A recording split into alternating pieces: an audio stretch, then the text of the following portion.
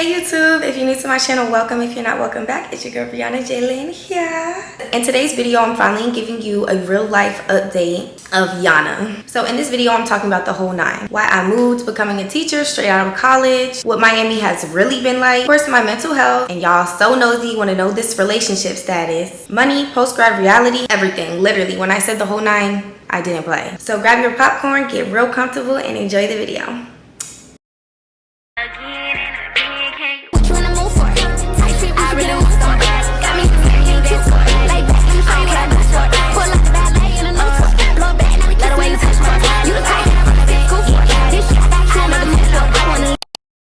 I organized some notes on my phone, so if you see me looking at my phone throughout the video, I'm just kind of referencing to some of the questions that was asked, and I kind of like jotted down answers ahead of time just so I could be prepared with my answers. And also, disclaimer, if throughout the video the lighting changes, it's because I have this light on right now, but it may or may not die, and if it does, we're cooked turkey, but it's still lighting in my apartment, so it should be okay. But that's just the first disclaimer.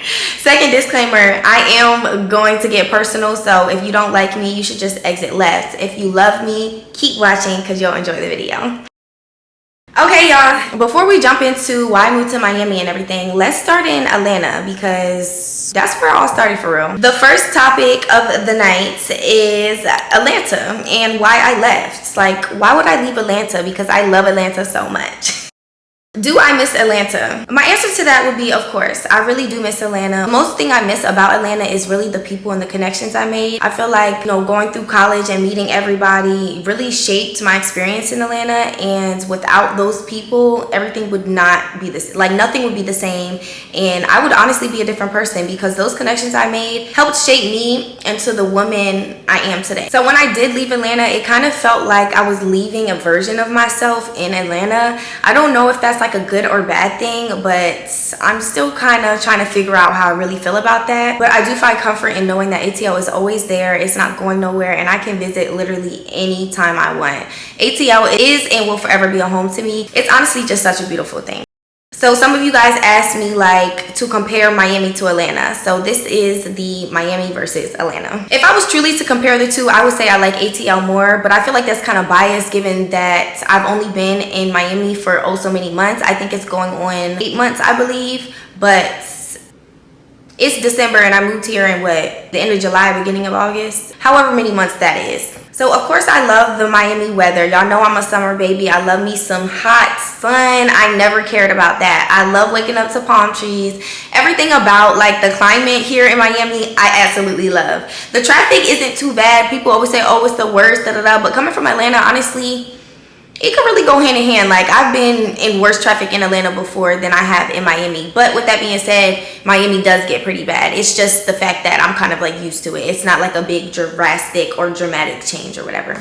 But y'all, the people in Atlanta, way better than the people in Miami. Now, with that being said, I have met a select few individuals that I genuinely could call my friends at this point, but they're not from here. So I feel like it doesn't really count. The people I met in Atlanta that are amazing people are people from Atlanta. So that part about it is definitely different. I definitely have my guard up a little bit more about who I allow into my life out here because people just be really grimy and I'm just not with it. If you're not genuine, if you're not, you know, coming into my life for a true genuine purpose, then I just rather leave it where it's at. But I don't know, there's pros and cons to both, of course, but I feel like spiritually and mentally, I'm doing a lot better in Miami than I was in Atlanta. So that's what I mean by pros and cons. Like, it's just to each his own type of thing.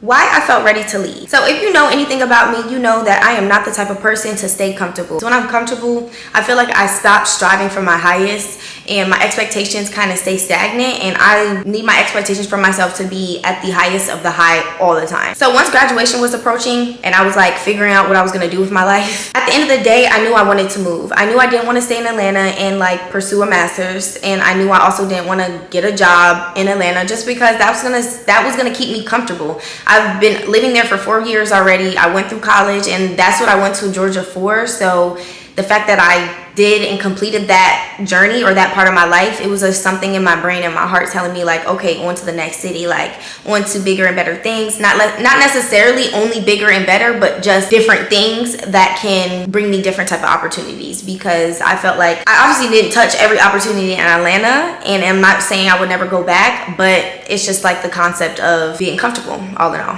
When I think about my life, I literally make decisions for me. Like I make decisions to live my life how I dream, and unless you do outlandish things or things random or risky, then you're never gonna really reach that full potential of what your life could be like. I'm only 22. When I moved here, I was 21 years old, straight out of college. I feel like had I not moved here, where would I be? Back at home, or maybe still in Atlanta, which there's nothing wrong with going back home or staying where you went to college. There's nothing wrong with that. But I know what I wanted for my life and my journey. And I know that when I look back on it, I want to say, oh, I lived here, here, here, and here. And not to mention, like I said, I'm 22.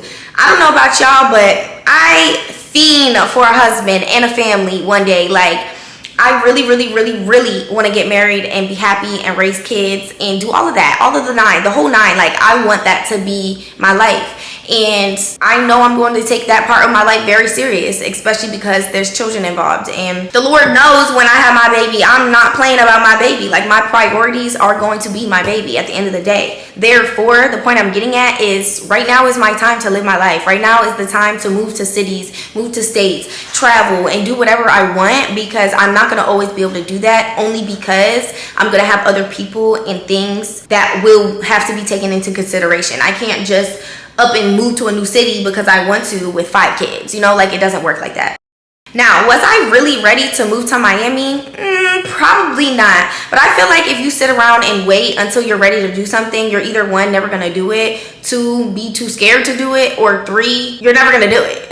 Like, and for me, it's like have the foundation, have the plan, figure the rest little kinks out when you get there. Like, figure the rest out later, because I'm also a very firm believer of God, and God would never send me somewhere or place me in a new city or even give me the thought of wanting to do something that I couldn't do. So at the end of the day, if I say to myself, I want to move to Miami, then I'm going to move to Miami. Like, what's stopping me? Nobody but me. If I'm waiting in Atlanta, be like, oh, let me move when I get this much money, or let me move when I get this or do that, or da da da da. I'm never gonna end up moving, because then when you do accomplish that, you're just gonna come up with another excuse or another reason to not do something that you really want to do. So my advice to y'all, if you're ever looking to move or take a big leap of faith, anything, just do it. Pray on it and do it. Like, nobody is stopping you but you. This is your life, so live it however you want to live it. I would not be where I am today without God. I know that much. And I would not have the courage to even do the things I do in life without God. God balances me out. God gives me that strength. God holds my hand while I make these crazy decisions. Like, without God, I'm nothing. All right, so now we're going to talk about Miami. The first question is, why did I move to Miami? The simple answer is my job. I moved out here for my job, and we'll kind of talk about that a little bit later in the video. So to make a long story short, I picked 3 cities for my job to be placed in to teach. I had Houston, Cali, and Miami. Miami was my first option. I believe Houston was my second, and Cali was my third. And then I kind of just left it to God, because it's like, if I have 3 options and I can be placed anywhere at any one of those options, then God is going to place me where I need to go. Point blank, period. I got my acceptance letter back and I was placed in Miami. So that's the simple answer as to why I moved to Miami. I got a lot of, how did you move to Miami at 21? Or what did you do to move to Miami at 21? Y'all, God. Like, the whole video is going to be me, God, because God brought me here. God said I could do it. God, like, I can't lie to y'all. Like, it's God. It really is. He's the one that gave me the strength, the courage, and the guts to move to a new city like Miami at 21. It was all due to him. I can't even lie. Like, I guess you could say my drive definitely had something to do with it, but I really just said, you know what? Why not? Like, who's stopping me? Nobody but me, like I said before. And plus, y'all know how I get down. Who doesn't love to visit Miami? Okay, so would I recommend young adults to live in Miami? I would. I think so far Miami has been yet another state that's teaching me things. And if it could teach me things, it could teach anyone else things. I think it's a great city to live in your 20s, because you gotta make money out here and you're always surrounded by people that make money. But like, actually rich, like not fake prepping rich. I feel like in Atlanta sometimes it'd be a lot of fake going on, and in Miami for sure too, but it's a lot of rich for real going on. And I'm talking like a random man walking down the street, you probably think is homeless, has like 2 mil laying in his account. Like that's how it be in Miami. Like people you wouldn't even know got it. And I just really love that for them. Like it pushes you to be the best version of yourself on a literal everyday basis. And I feel like a good reminder of where you want to be in life, it never hurts nobody. One thing y'all asked me was tips for saving and moving to another state. Now the way my habits been, I don't even feel like I should speak on this. But that's neither here nor there. One tip I do have for y'all though is getting a book like this. So I got this 10K cash saving book from Amazon. Now y'all, as you see, it's empty. I got me a $2 bill in this whole $10,000 book. Why is my book empty? You don't even want to know. But this is me putting y'all on, not talking about how much money I have in my savings book, okay? Mind your business. Thank ya. Anyway, child, I got that book because I actually got me a job at the strip club when I first moved to Miami. Literally, it was 7 days and I moved to Miami. After I got myself settled in, I was going to clubs and I got me a job at Tootsie's, one of the biggest clubs in Miami. Like, it's not too far from my house and it was very convenient to work there. I made me some extra money, you know. Let me pause before I continue. No, I was not a stripper. Y'all know that I worked in nightlife before, so I did get a job there as a bottle girl, waitress, whatever you want to call it. Was it worth it? Absolutely not. I actually hated that job. It was always so cold. I just didn't want to be in that environment anymore. Like, I didn't want to be the nightlife girl. I got me a salary now. Like, I just don't. I love fast money. Who doesn't? But I just feel like all money is not good money. And even with me, you know, working on my relationship with God and kind of just really tapping into the person I want to be, I just feel like working in a club is not where I need to be. It may be what's easier or like my first outlet to fast money, like I said, but like I said earlier, again, all money is not good money. And I just, something was telling me like, get up out of there, girl. Like, I just don't want to be that girl anymore. The people you meet in the club, the type of energies you have to interact with, it's a lot, okay? And then at that, it's a strip club, so we barely wearing no clothes. I got people trying to, you know, like, it's just too much. It wasn't for me. I was over it. All of that to say though, that's why I had me the little savings book, because I was handling or I had a lot of cash, so I would just put all my cash in there rather than like deposit into my bank just to spend it type of thing. So yeah, that's the most I got for y'all right now. Don't ask me about no money problems, y'all. I'm being sued. Lipstick break.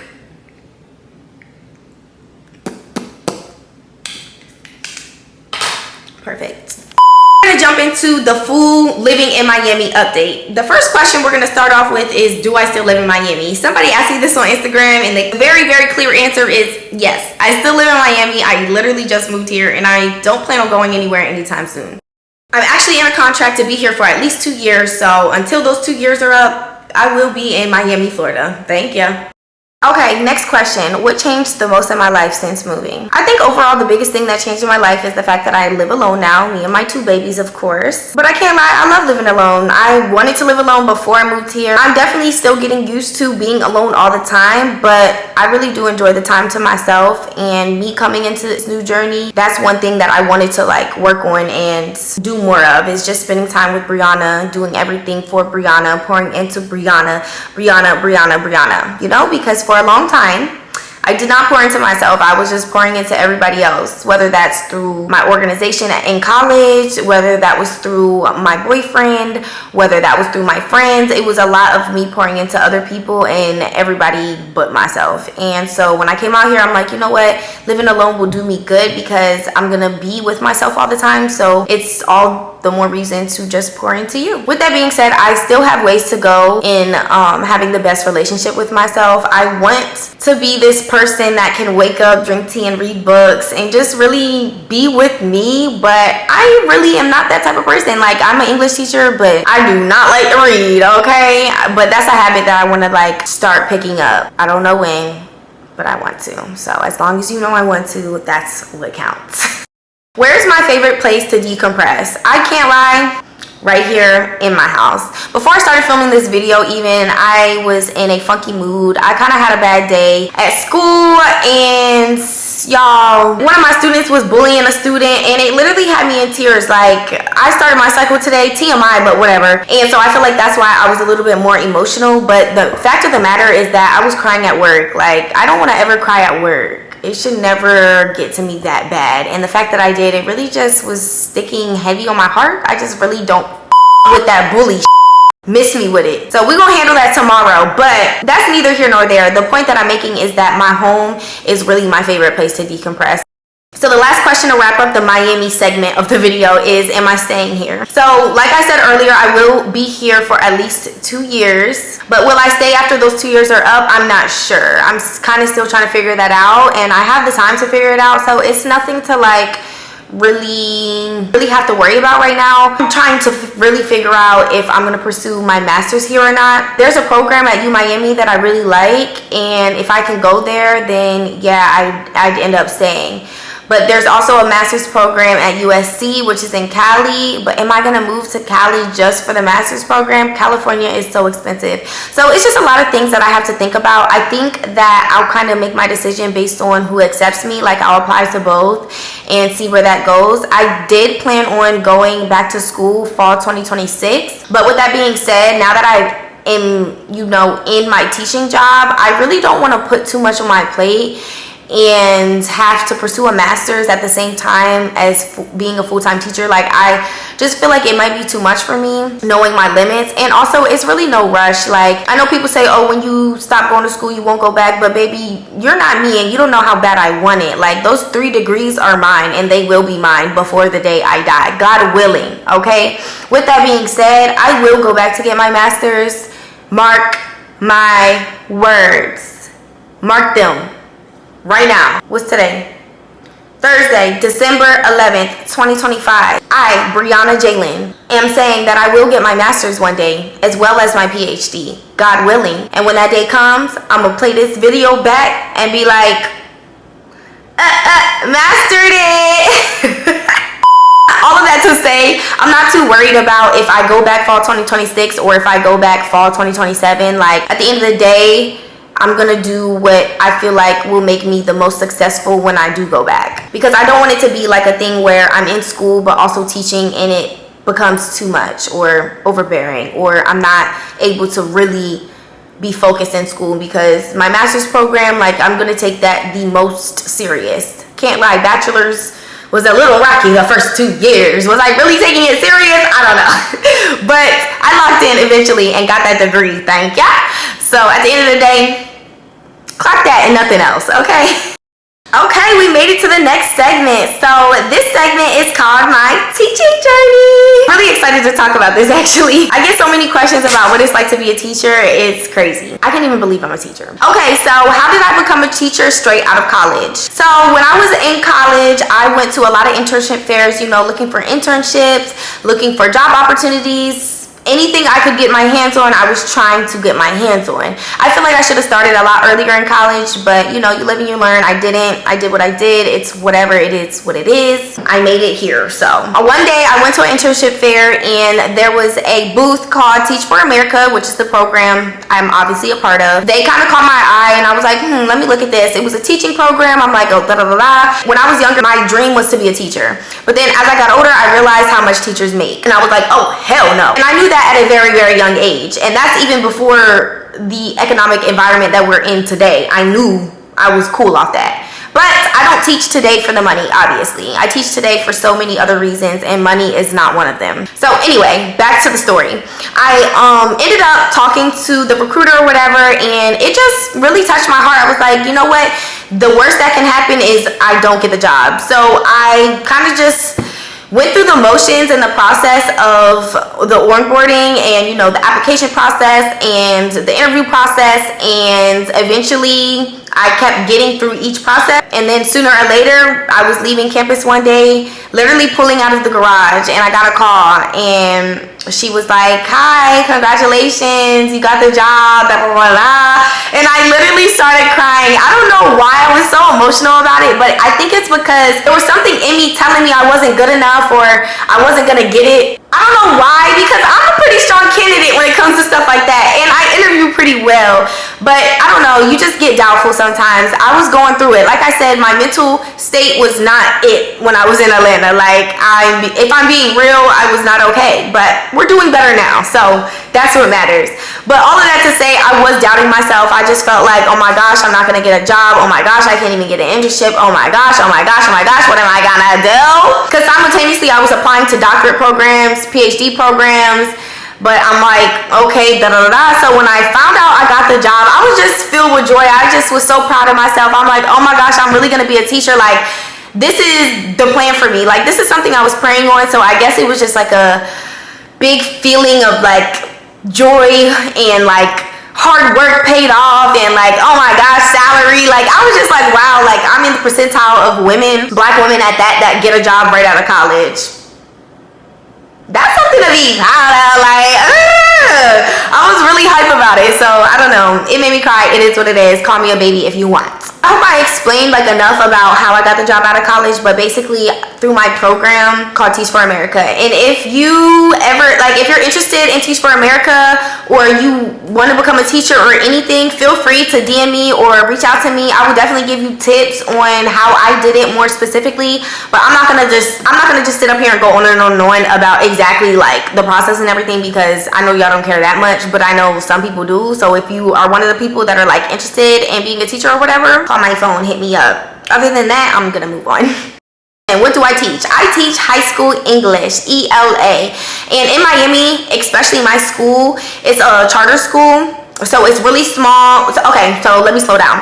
With my first school that I worked at Miami Jackson High, which is a public school. It's big and is in South Miami, right by the airport. Long story short, that job didn't work out because I was teaching 10th grade English, but the 10th grade class was so small, they did budget cuts and they didn't really need me anymore. So essentially I got laid off. After that, I had to figure out, I was out of a job for like 2 weeks, just finding my next placement. I also had testing issues because you do have to pass this test to get your certification to teach. If you have a certain degree like biology or history or English degree, then that would suffice as your teaching certificate, but I'm a psychology major, so I didn't have that. So I was taking the test over and over and over again, and the last time I took it, I was only 2 points off, and it was like this big deal. I was so upset.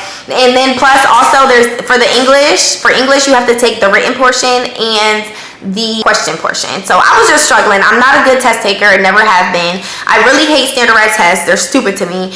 And yeah, so your girl was going through it, and I'm like, with no certification, you can't get a job because you're not certified to teach. That's neither here nor there. Your girl now has a job and is indeed employed. Thank God. So if I could do it, anybody can do it. Let me tell you. Let me get back on track. So after Miami Jackson, I then started teaching at the charter school I'm now at. I'm not going to necessarily disclose it because I don't want the whole world knowing where I work. I'm cool. But I do work at a charter school, so it's really close-knit. It's very like family, like not family-oriented, but I don't know if you get what I mean by that. It's like everybody knows each other. Like, it's middle school and high school all in one, and it's 2 stories. So that can give you an idea of how big the school is. It is a sports school though, so we do like, well, I can't say the name of the thing because that would give away where I work, but it's our title of our school and then applied lessons, and that is basically like sport affiliated lessons or lessons that affiliate sport concepts to like make sense of things, if that makes sense. That's neither here nor there. The point I'm making is it's a small school, everybody's close-knit, and it's middle and high, just to give you an idea of where I work and like the type of environment I work in. My main subject that I teach is 9th and 10th grade English, but more recently there was a teacher that taught the second period in my classroom. Long story short, I'm taking over that class. So myself and the other teacher are still gonna like co-teach, and the other teacher will, you know, teach majority of the classes when they are here, but sometimes they can't be at school, and it's kind of like when it comes to, you know, the paperwork part of it, it's like, okay, if you're missing all this work, that's not going to be okay. So basically they're putting the class under my name, but the other teacher will teach it whenever, and then whenever that teacher's not there, I'll teach it. But all of that to say, that class is a middle school class, so it's really a 6th grade class. But again, since the school is so small, there's 6th, 7th, and 8th graders all in the class, so I'm essentially a middle and high school teacher at this point. They can do it that way because a lot of the kids are below grade level, like real bad, you know, just because of COVID and everything like that, and amongst other things, but we're not going to get into that today. But yeah, they're below grade level, so essentially them being in the same class doesn't really hurt anybody. If anything, the people that are in higher grade levels are still at the 6th grade level, if not worse. No shade. But anyway, we will move on. Life of an educator. What is it like to be a teacher? Honestly, I love being a teacher. I love my work schedule. I love the breaks. I love, like, we just came off break from Thanksgiving, worked 2-3 weeks. One of those weeks is half days, and now we're going on break again. And I also love my school because I know public school don't got it like we do. Like, they be having half days for no reason. Woo! Never cared. Thank you. Appreciate it. Granted, we have to stay there still at the same time, but it's like the kids leave, so it's better than nothing, you know? How has my teaching experience been? My teaching experience has honestly been really good. I don't tend to have like a lot of like teacher problems that I hear about or see about like on social media or whatever. My students are great. You know, I have regular issues on a day-to-day, you know what I'm saying? I have to correct people here or there, tell you put your head up, you know, stuff like that. But I don't have no beef with my students. I don't have no problems with my students. Everybody pretty much listens to what I says and cooperates. So it makes my life pretty easy. And I honestly love my job. Like, I wouldn't ask for anything to be different in my life right now when it comes to my job. I love it. I'm giving back to my community exactly what I wanted to do. I'm pouring into these kids. And honestly, when I pour into them, it fills my cup up. So I'm so good over here, honestly. Like, it's great. Weekends off. Y'all, I travel every weekend. I travel every weekend. Let me say it one more time.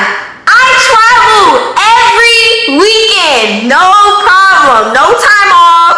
Still paid. Like, who would not want that? Who would not want weekends off?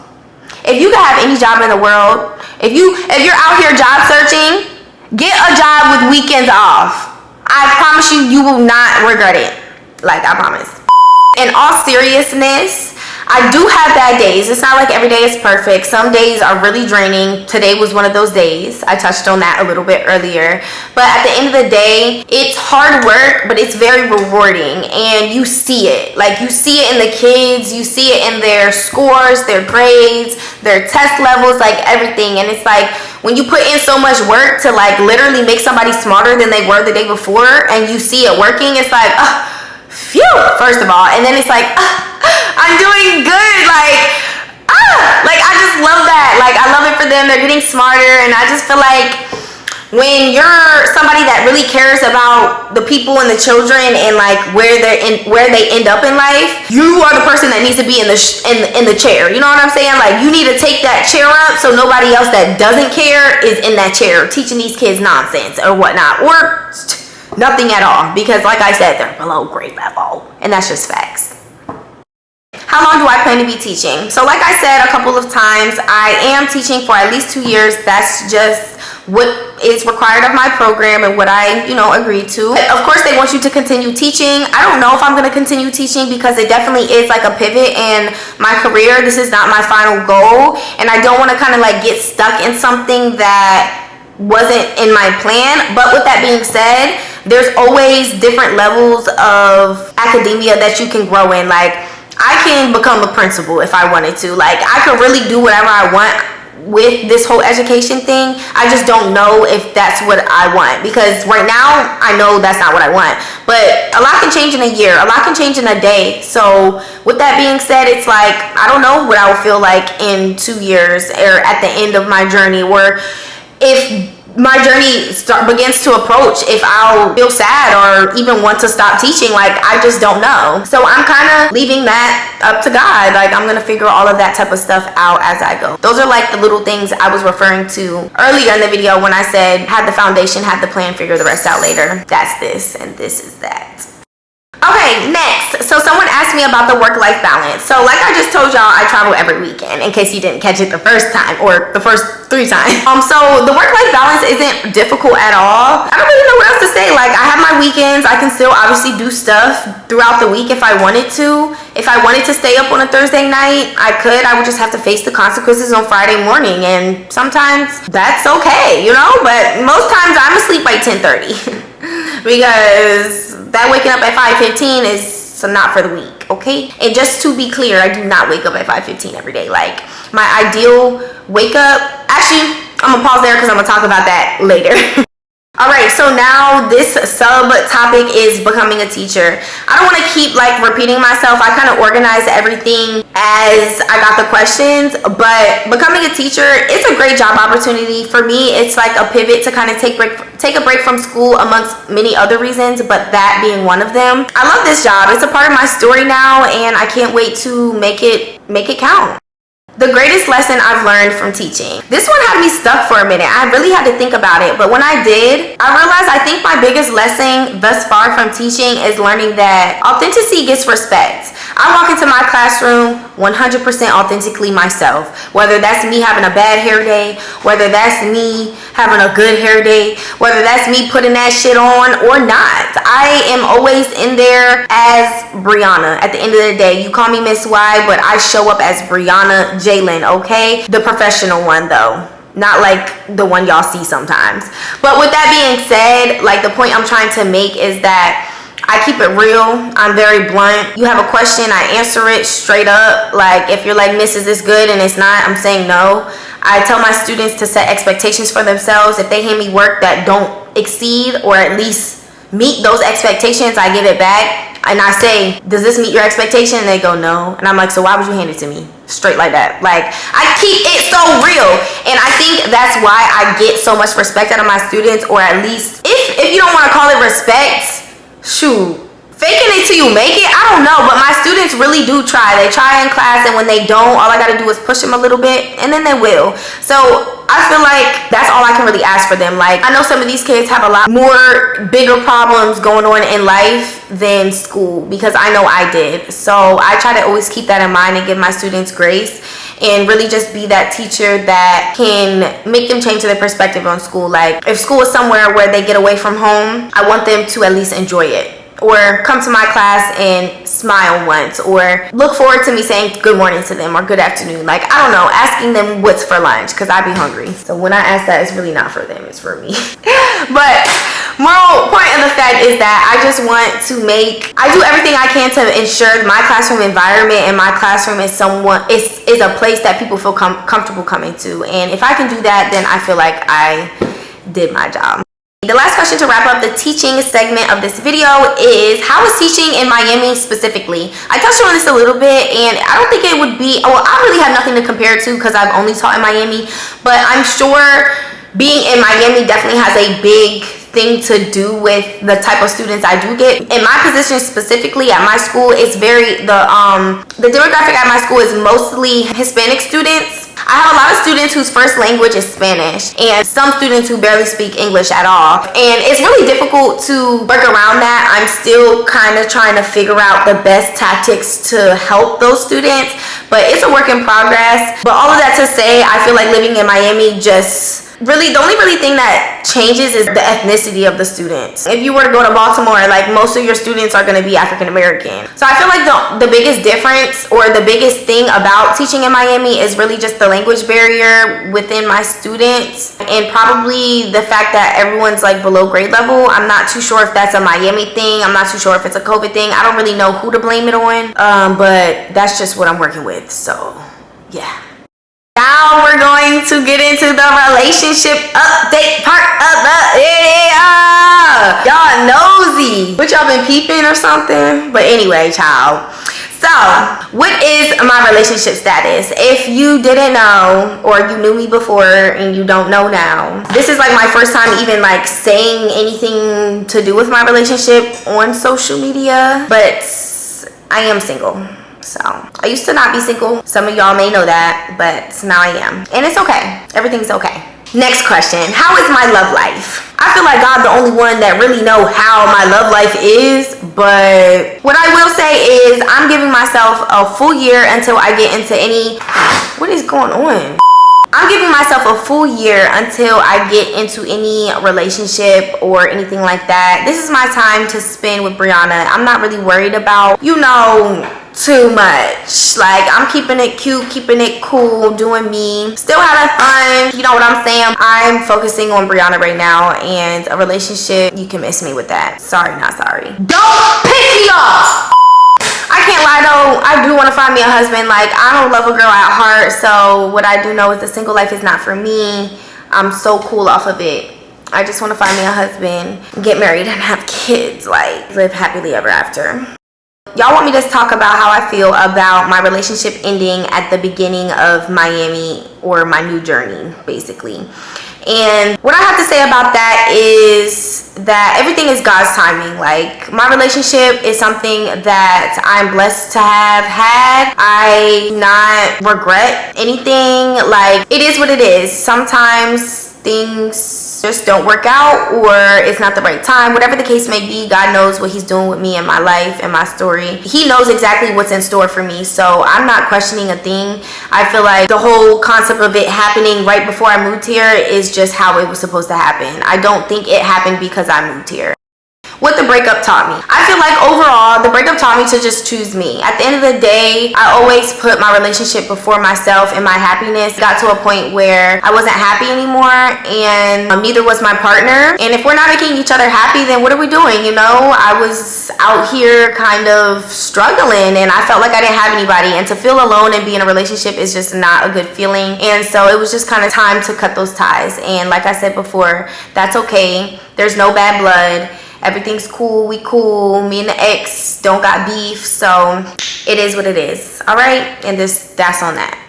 Now we're in the mental health and motivation segment of this video. So how's my mental health? I feel like I can say it's a lot better than it has been in the past. Of course, there's ups and downs, but other people say I look happier or I'm glowing, and I actually love that for me. Sometimes outside perspectives can really be reassuring because you just are like caught up in whatever you have going on. You don't realize that you're living in prayers. You're actually happier than you used to not be. So I think I'm still healing from some things and figuring out how to be the happiest and most mentally okay. But with that being said, I do think I'm doing a lot better than I was in the past, so that's a plus, and I'm happy about that.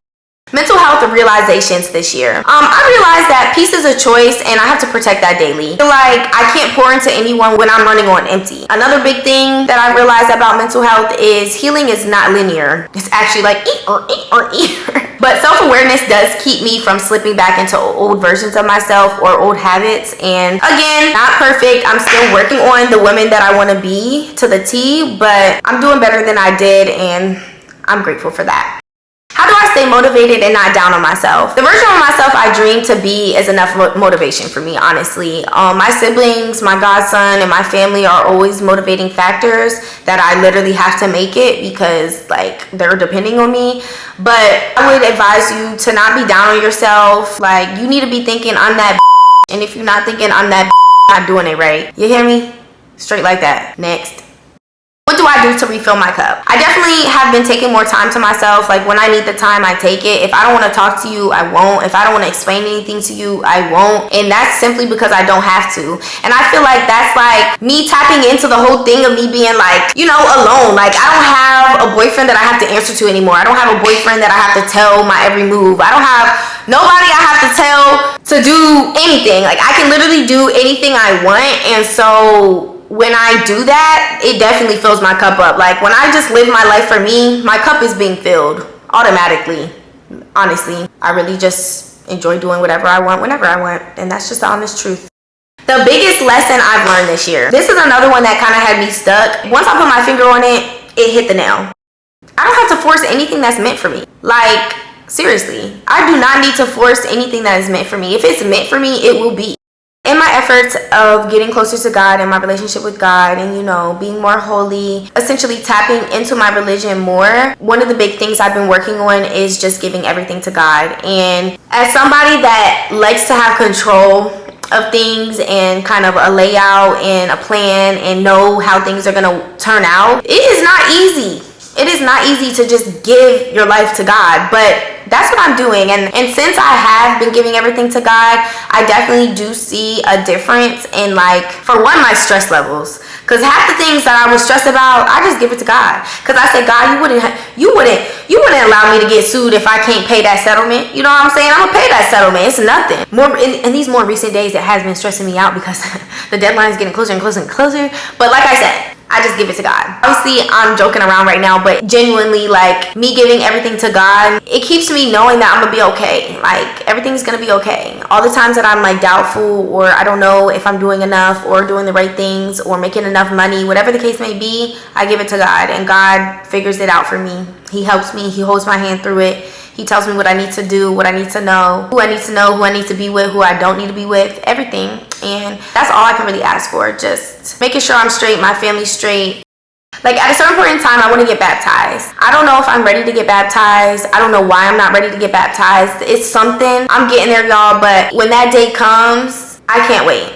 And y'all will definitely be able to experience that day. I can get emotional talking about it. I pray about it all the time. I just don't want to play about it. Like, I want to 100% be ready to give my whole life, just everything to God. And I feel like whatever it is that's, like, stopping me from feeling like I'm ready, it's gonna be gone real soon.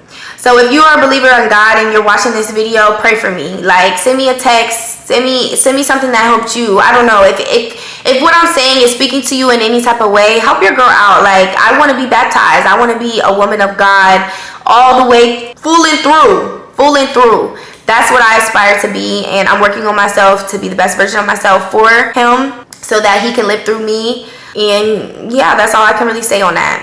So, money, budgeting, and brand deals. I'm going to keep this part short because I have different topics that I want to talk about, and my camera's low-key dying, and I have a therapist appointment at 7:30 and it's 7:05. So I'm just keeping it real. I'm gonna kind of like make this part short.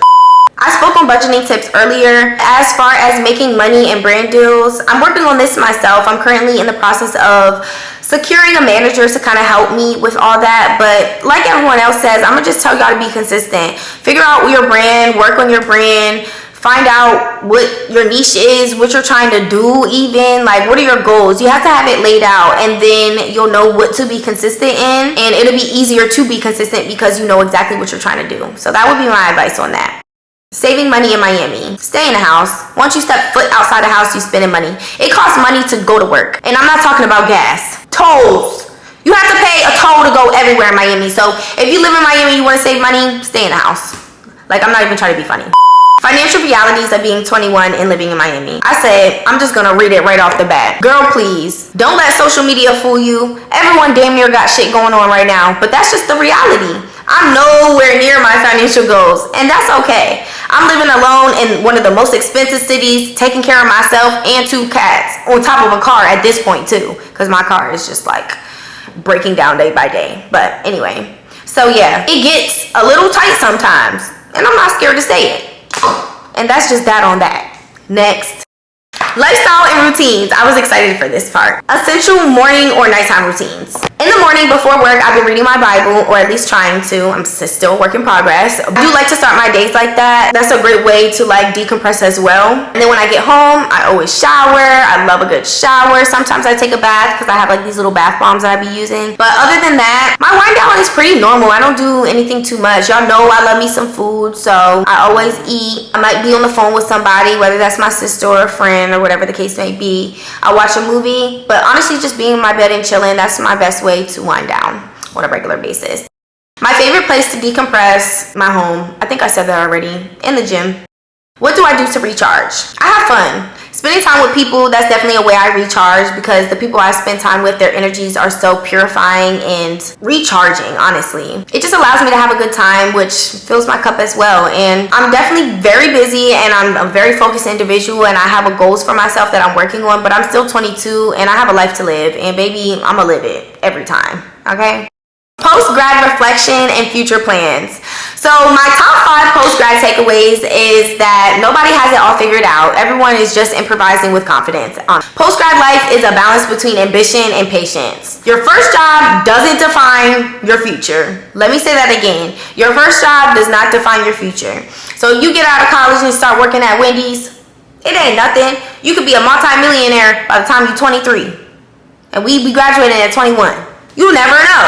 Your first job does not define your future. And I say that because, oh, I'm a teacher now, but watch what I do with my life. Thank ya. And being a teacher, nothing is wrong with being a teacher, by the way. I'm not bashing the teachers, just to be clear. The next one on the list would be closed doors aren't failures. I feel like they're redirection. And if you don't know that at this big girl age, you better know it now, because I'm telling you, that's what it is. If somebody says no to you, that's because that's not where you're supposed to be, point blank period. And that's kind of how I looked at life when I got laid off from my first job. I'm like, I loved everything about it. I loved my school, I love my students, I love my admin, but it's just not where I was supposed to be, and that's okay. Friendships shift naturally. That's something that I've also kind of like had to take away from my post-grad. It's nothing bad, but to know that will ease your mind a little bit. You won't overthink. If you're someone that really cherishes your friendships and relationships, and you feel like, oh, I don't talk to this person every day, it's kind of just gonna make you more miserable than you have to be, because they shift naturally, and to be okay with that is to be sane, okay? This is number 6, I believe, but God has the answers and no one else. Don't look to no one else for no answers, not even yourself. Pray, ask God, and then it'll get figured out. How do I feel post-grad? Honestly, I feel great. Like, when my 6-month post-grad date hit, I didn't even notice for real. And when it did, I said to myself, like, I'm not doing too bad. I definitely got something going on, and that's what counts at the end of the day. Compared to my first month, though, post-grad, I was definitely doubting myself, feeling like I wasn't doing enough. But fuck all that, because honestly, I'm doing exactly what I need to be doing, and I should be very proud of that. And if anything, if anybody is going to talk down on where I'm at in life, it shouldn't be me. Like, girl, please. Enough people hating on you. You don't gotta hate on yourself too. So, my career goals. I can't believe I'm gonna say this on here, but as of right now, one of my dreams that I wanna do, like as a career, is open up and found a hospital. I want to tackle women's health disparities, address pay gaps for Black women and men, and close the divide between what women and men earn in healthcare as well. So kind of like fixing a lot of the disparities within healthcare from the inside, if that makes sense. But more specifically, this hospital would offer everything in one place. So OBGYN, pediatrics, mental health, research, childbirth, everything. Like, I want it to be a big pit stop shop hospital so that it can ensure everyone gets the proper health care they need, essentially. My hospital, I would have the best doctors all around the world, and I would build, and eventually I would want it to like be a thing where it's like, okay, this is the founded hospital, but then maybe one day I could, you know, expand different cities, have different branches of the hospital. People want to work there. Like, oh my gosh, I got a job at Grady. That's a big deal. It's Grady. So like, that's how I want my hospital to be. Alongside that, I want to create opportunities for kids and young adults through like internships, externships, and scholarships, helping the next generation reach their potentials. So honestly, my career goal is more than just a hospital. It's really about equity, innovation, and just people caring about things that actually matter and making a change within the healthcare system that makes a difference in citizens' life. So if I can do something that I'm passionate about to help others, then I would do it any day, 10 times over and over again. My New Year's resolutions. I don't know, I'm not too big on New Year's resolutions because I feel like if you want to change something about yourself, why wait till a new year to do it? But I definitely do like the concept of, hey, what am I going to work on in this year? And vision boards and, you know, manifesting and stuff like that. But with that being said, my New Year's resolutions for this year would definitely be to build my financial stability even more. Take bold steps towards my career goals, because what I just said is like kind of crazy. I might not end up doing that. I might do something else, who knows? But that's the plan that I want to do for right now. Of course, travel, explore, and honestly just experience more. I want to give back regularly. I want to be unapologetically myself and all of that. So that's what I wrote. LOL. Manifestation. Y'all, this video got me thinking about so much stuff. Like, I'm just talking about so much stuff. This is crazy. I've never really done this before. So y'all, that is pretty much all the questions that I got for my life update. If you made it this far into the video, thank you guys so much for watching and letting me share my current journey with you, a little bit about my past journey with you, the moves, the teaching, the healing, and the everything in between. I just want to thank you. Post-grad life is a lot, but I'm still learning, still growing, and trusting God through it all. I hope my story reminds you that it's okay to take risks, to put yourself first, and to chase the life that you really want. At the end of the day, this is your life. Everyone else is just living in it. Breyanna is here to say, if you don't have that mindset, change that. If you enjoyed this video, make sure you like, comment, subscribe. Tune into that girl on that girl if you didn't know. Y'all knew I had to throw that in there. With that being said, y'all, here's to a new year. It starts to be 2026. I cannot see what's in store for me, what's in store for this channel, what's in store for everything. I'm just so excited and so blessed to continue living this wonderful thing we call life. Ciao. Yeah. But anyway, y'all, that's enough of me for today. I hope you guys enjoyed the video, and until next time, thank you so much for watching. Bye!